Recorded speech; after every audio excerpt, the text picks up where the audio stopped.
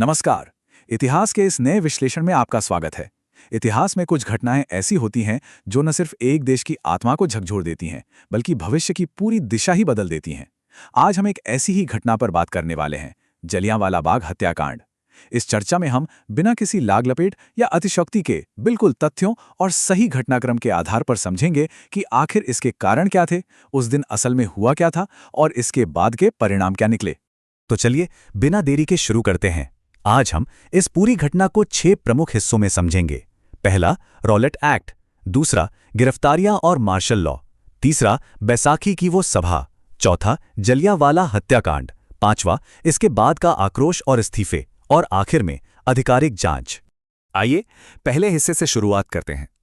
Rowlatt act, जिसे हम अशांति की पहली चिंगारी भी कह सकते हैं। देखिए, कोई भी ऐतिहासिक घटना अचानक हवा में से नहीं टपकती, है ना? उसके पीछे कोई ना कोई वजह होती है। 10 मार्च 1919 ये वो तारीख है जिसने इस पूरी अशांति की नींव रखी। जिसे हम आमतौर पर रॉलेट एक्ट कहते हैं, उसका असली और आधिकारिक नाम था the anarchical and revolutionary crime act 1919। इसे सिडनी रॉलेट की राजद्रोह समिति की सिफारिशों पर तैयार किया गया था।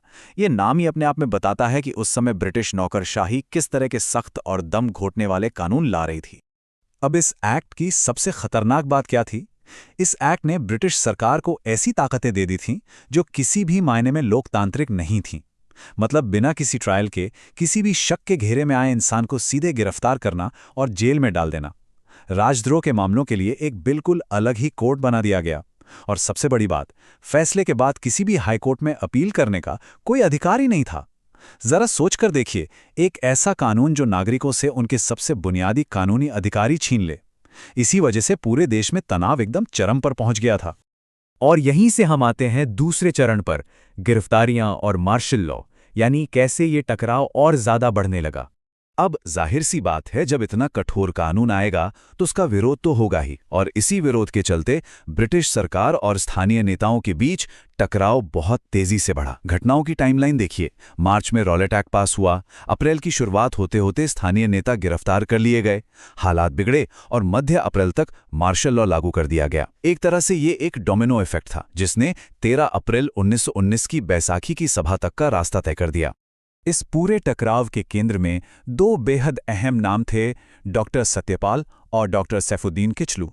रॉलेट एक्ट के तहत पंजाब के इन दोनों लोकप्रिय नेताओं की गिरफ्तारी ने सच में आग में घी का काम किया। इसके विरोध में जगह जगह रैलियां निकाली जाने लगीं।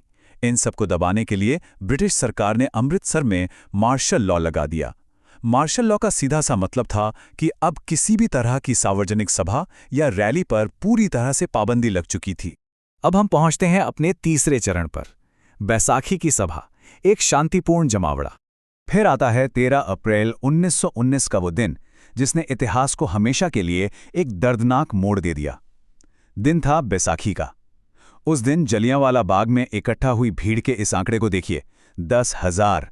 जी हां, लगभग 10,000 पुरुष, महिलाएं और बच्चे वहां मौजूद थे। इनमें से बहुत से लोग तो सिर्फ बैसाखी का त्योहार मनाने आए थे और बाकी लोग डॉक्टर सत्यपाल और डॉक्टर किचलू की गिरफ्तारी और रॉलेट एक्ट का शांतिपूर्ण तरीके से विरोध करने के लिए जमा हुए थे। और इसके बाद चौथा हिस्सा, जलियांवाला हत्याकांड, यानी इस पूरी त्रासदी का चरम। यहां हम तथ्यों को थोड़ा गहराई और संवेदनशीलता से समझेंगे। ब्रिगेडियर जनरल डायर अपने सैनिकों की टुकड़ी के साथ उस बाग में पहुंचा। उसने पूरी सभा को घेर लिया। जलियांवाला बाग से बाहर निकलने का जो एक इकलौता और संकरा रास्ता था, उसे पूरी तरह से बंद कर दिया। और फिर बिना किसी चेतावनी के, बिना किसी को भागने का मौका दिए, उसने अपने सिपाहियों को उस निहत्थी भीड़ पर सीधे गोलियां चलाने का आदेश दे दिया। ये कोई गलती नहीं थी, ये एक सोची समझी रणनीतिक कार्रवाई थी। 400 आधिकारिक सरकारी अनुमानों के हिसाब से उस दिन इस नरसंहार में लगभग 400 लोगों की जान चली गई और घायलों की संख्या 1200। सरकारी आंकड़ों के अनुसार 1200 लोग उस दिन बुरी तरह घायल हुए थे।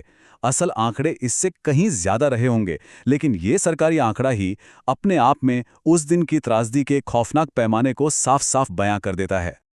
आगे बढ़ते हैं 5वें चरण की तरफ, आक्रोश और इस्तीफे, यानी इस घटना का तत्काल प्रभाव।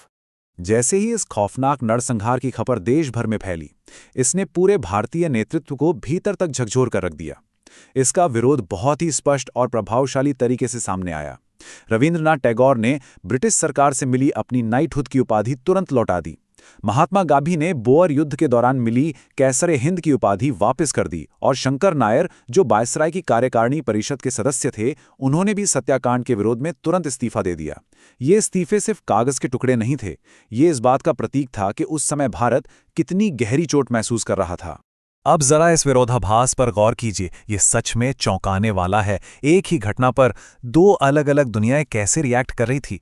एक तरफ पूरे भारत में इस कृत्य की कड़ी निंदा हो रही थी, बड़े बड़े नेता अपनी उपाधियां लौटा रहे थे, और दूसरी तरफ ब्रिटिश हाउस ऑफ लॉर्ड्स में जनरल डायर की तारीफें हो रही थी, उसका बचाव किया जा रहा था।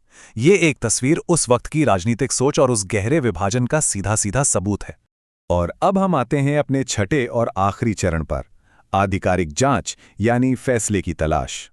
जब इतनी बड़ी घटना हुई और दोनों तरफ से इतनी अलग अलग प्रतिक्रियाएं आईं, तो आधिकारिक जांच का होना तो तय था। इस जांच के दो अलग अलग पहलू थे।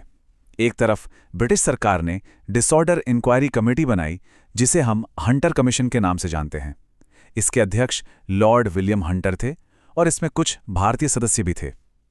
मार्च 1920 में इस कमीशन ने सर्वसम्मति से डायर के कृत्यों की निंदा की और उसे इस्तीफा देने का निर्देश दिया। वहीं दूसरी तरफ भारतीय राष्ट्रीय कांग्रेस ने अपनी खुद की एक गैर आधिकारिक स्वतंत्र समिति बनाई। इसमें मोतीलाल नेहरू, CR दास और महात्मा गांधी जैसे बड़े नेता शामिल थे, जिन्होंने इस नरसंहार की अपने स्तर पर एक बिल्कुल स्वतंत्र जांच की।